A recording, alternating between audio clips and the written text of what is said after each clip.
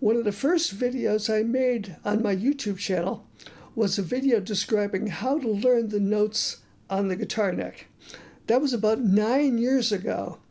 So I think it's time to redo that video for a couple of reasons. One, it was done so long ago, some of my more recent subscribers probably won't find it or think to look for it. And number two, my editing skills have increased to the point where I can put graphics on the screen so I can make it a lot easier to follow rather than holding up a hand-drawn whiteboard. I think this will be a little more efficient. First, here's why I recommend even doing this at all. There's so many great players now that have amazing technical facility and can play all kinds of different music and songs, but still don't know the names of the notes that they're playing or the names of the notes on the neck. So I highly recommend doing this exercise because it will start to open up many doors once you realize what notes you're actually playing. Here's how I recommend going through this. First of all, let's just get out of the way a few pieces of information you need to know. You may know these already, but I'll run through them just for the absolute beginners. Because actually, I don't think there's any time that's too soon to start doing this, okay? First thing you need to know is, of course, the names of the strings on the guitar. I'll run through them briefly just to cover all the bases here, okay? Starting from the 1st to the 6th, E, B, G, D, A, E. And of course you want to be able to memorize them in reverse order as well, as going from the 6th to the 1st, which of course is E, A, D, G, B, E. Now the next piece of information you need to know is what's called half steps and whole steps. Music basically is made up of a series of intervals, and these intervals can happen melodically and harmonically, but let's just talk about the two basic intervals that happen melodically. They're what's called a half step and a whole step. Okay, a half step on the guitar is going from one fret to the very next fret. For example, from here to here. Now that would also count for going from an open string to a first fret. That's also a half step. A whole step is skipping a fret. So that would be going, for example, from the 1st fret to the 3rd fret, or from the 2nd fret to the 4th fret. That would be called a whole step.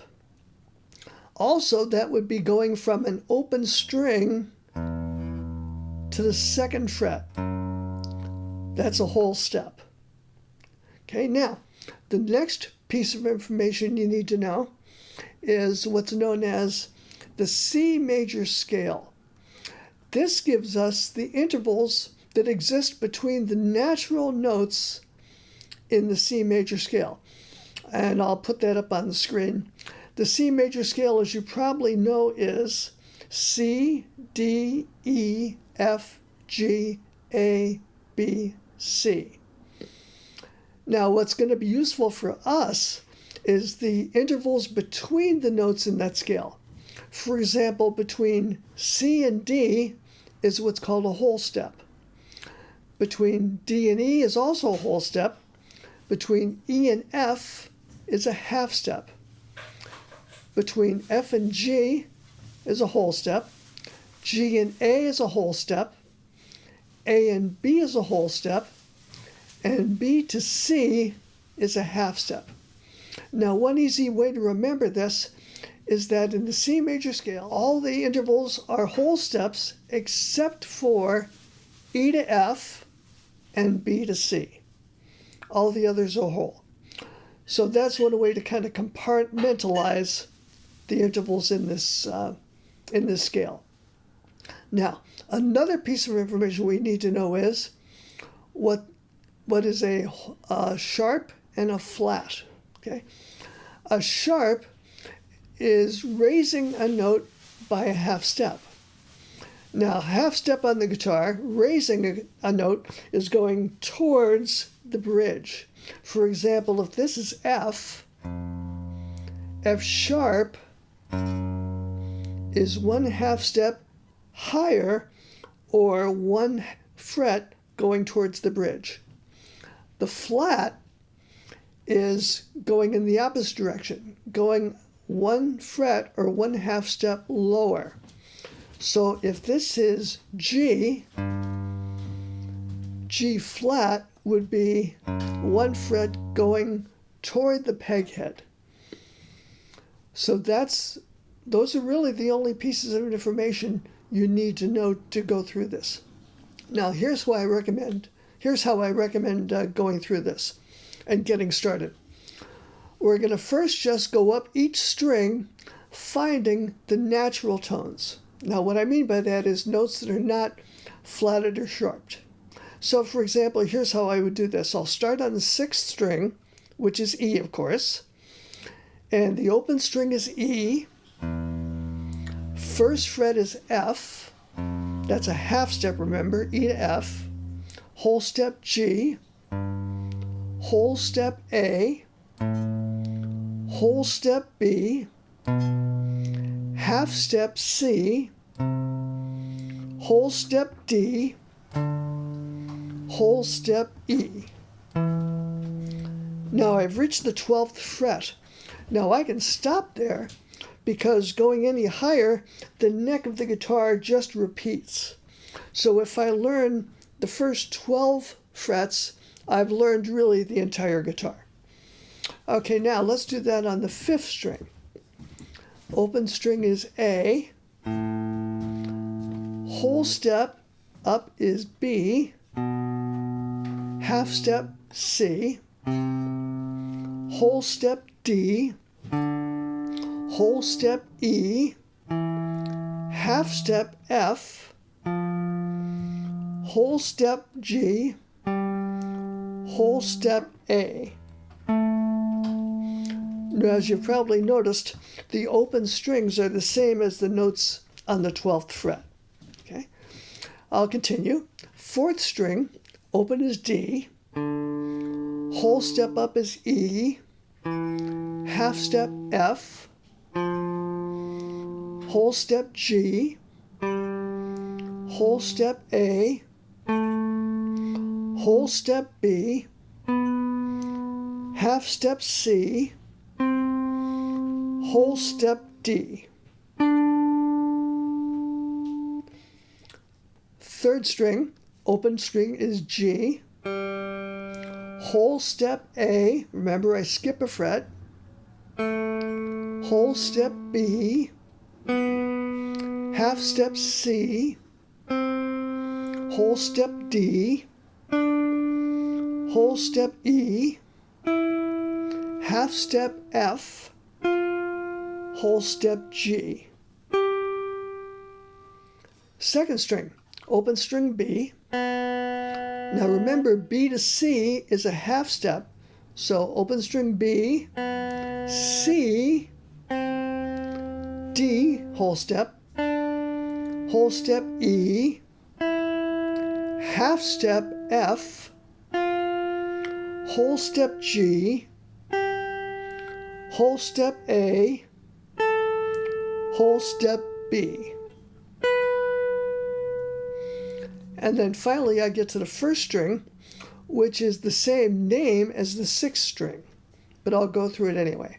Open string E, half step F, whole step G, whole step A, whole step B, half step C, whole step D, whole step E.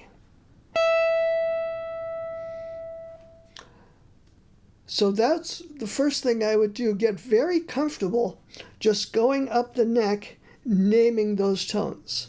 just as I did. Now, after a while, as you get more comfortable with it, you'll be able to do it a little faster.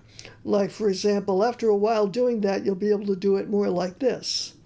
E, F, G, A, B, C, D, E, and etc. You can do that on all 6 strings. Now, the next thing we want to be able to locate are notes that are sharped or flatted. So, for example, let's say I want to find the note F sharp. Here's what I do. I locate the note F, and then I raise it a half step. So, for example, on the 6th string, we know that this is E, the open string. First fret is F. So F sharp would be 1 fret higher. There's F sharp. And that goes with any F, for example. So let's say, for example, I'm playing F here on the 4th string. F sharp is 1 fret higher. Okay, now let's do a flat. Let's do B flat, for example. Okay, first I'll find B. So I'll start on the 6th string, for example. So E, F, G, A, B. B flat is going lower or 1 fret towards the peg head. B flat. Okay, I'll do another one. Let's say E flat. Okay, 2nd string. Here's B open, C, D, E, E flat, 1 fret or 1/2 step lower. So now to reinforce that, once you've been able to go up and down the strings, finding the natural tones very easily, the next thing to do is start picking random notes and finding them on all 6 strings going from the 6th to the 1st. Like this. You can start with the natural tones just to get comfortable. Let's say I pick D, for example. And if you have to count up, that's perfectly fine in the beginning. So I'm going to find D on all 6 strings. Okay?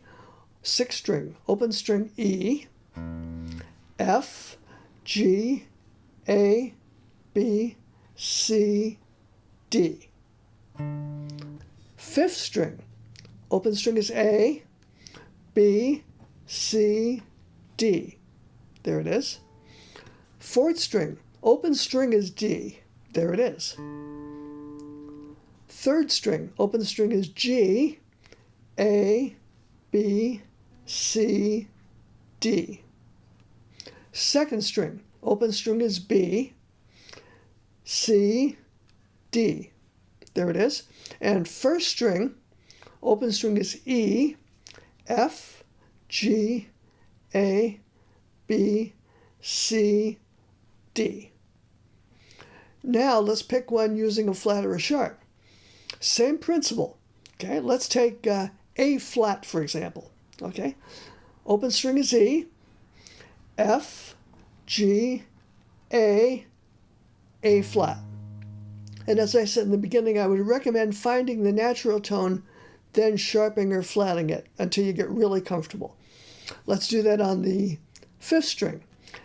Open string is A, B, C, D, E, F, G, A flat. 4th string, D, E, F, G, A flat, half step down. 3rd string, open string G, A, half step down, A flat. 2nd string, open string B, C, D, E, F, G, A flat. 1st string E, F, G, A flat. Now, one thing I will mention is that you could do this exercise without even plugging into an amp or listening to what you're playing, because the idea is we're not finding the notes by ear. We're not trying to match the pitches by ear. We want to locate them on the neck without hearing them. So we're not using my ear for this.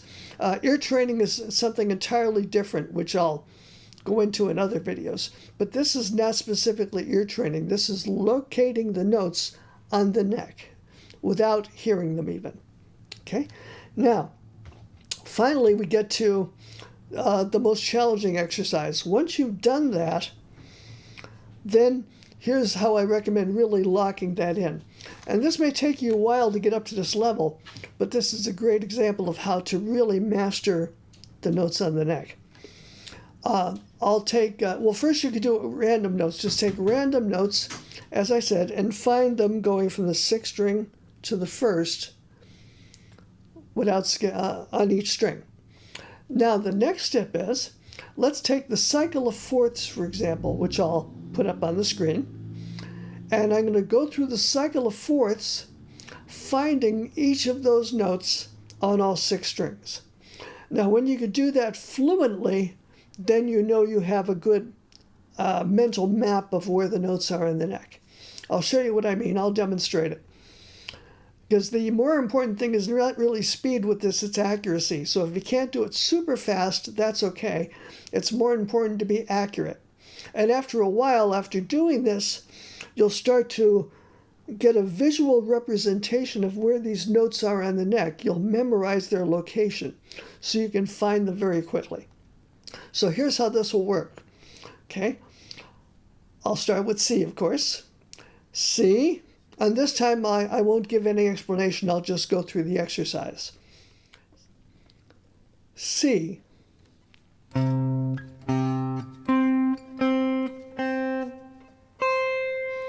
F.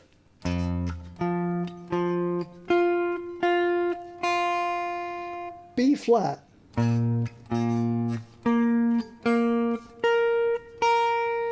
E flat.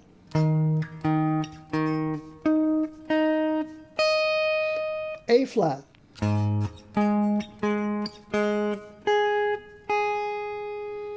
D flat or C sharp.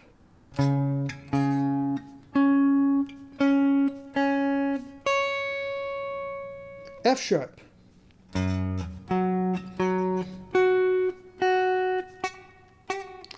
Oops, excuse me. B.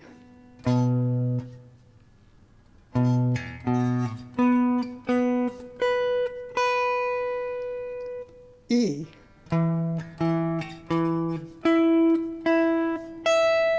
A.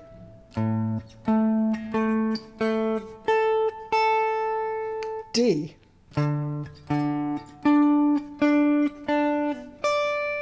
And finally G.